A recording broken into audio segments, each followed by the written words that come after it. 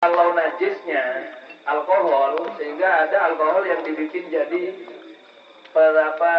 campuran parfum.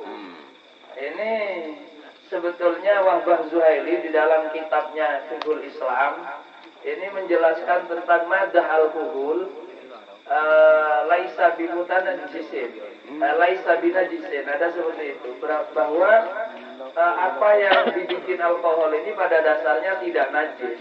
Karena kalau disamakan dengan khamr itu hanya hukum haramnya, iskarnya. Kalau najisnya tidak. Kenapa? Karena najisnya khamr itu adalah amrun i'tibariyun. Jadi sesuatu yang abstrak, tidak konkret, sehingga tidak bisa menganalogkan selainnya khamr kepada khamr. Seperti itu. Itu kalau yang disampaikan sahibu fikih Islam, yaitu Wahbah Zuhaili, seperti itu. Mungkin bisa dilihat sendiri nanti.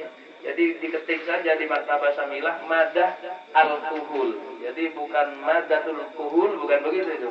Madah al-kuhul. Seperti itu nanti akan keluar hukumnya tentang alkohol.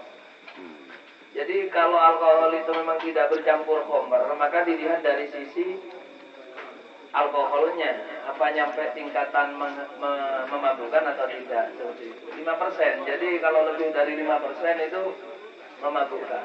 Jadi dilihat saja setiap yang ada berbintang misalkan. Kalau itu lebih dari 5%, berarti itu sudah masuk dalam kategori memabukkan. Kalau urusan najisnya ini Wahbah Zuhaili tidak menajiskan karena tidak bisa dikiaskan dengan apa itu namanya khamr. Mungkin dari teman-teman dari 3 jawaban ini, karena ini hanya gambaran mungkin.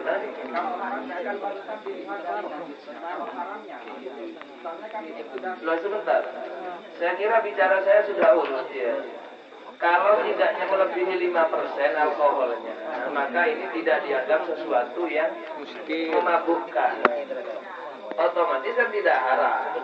Nah, urusan najisnya sudah saya katakan tidak bisa dikiaskan, dianalogkan dengan khamr. Karena najisnya khamr itu amrun i'tibariyun. Jadi sesuatu yang tidak konkret. Jadi di dalam Al-Quran itu bahwa khamr itu rijsun. Kata-kata rijsun itu dari sisi apanya, sehingga tidak bisa mengkiaskan selain khamr kepada khamr.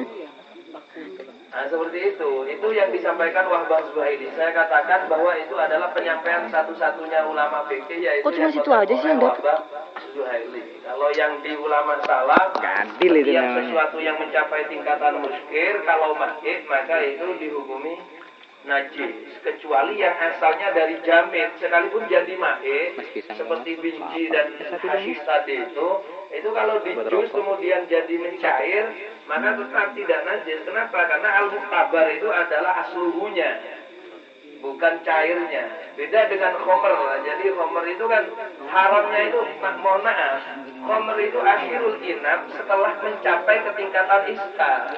Bukan anggur di jus. Kalau jus anggur halalan thayyibah.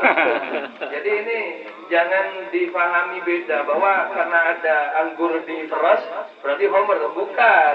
Jadi perasan anggur yang kemudian ini mengandung gas CO2 sehingga fermentasi itu membuat mabuk.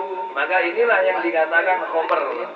Termasuk air tape itu inap, tidak masuk dalam kategori khamr tapi inap. Kalau memabukkan maka itu najis kalau ikut teori-teori mazhab Syafi'i yang di dalam kitab Fathul Mu'in tadi.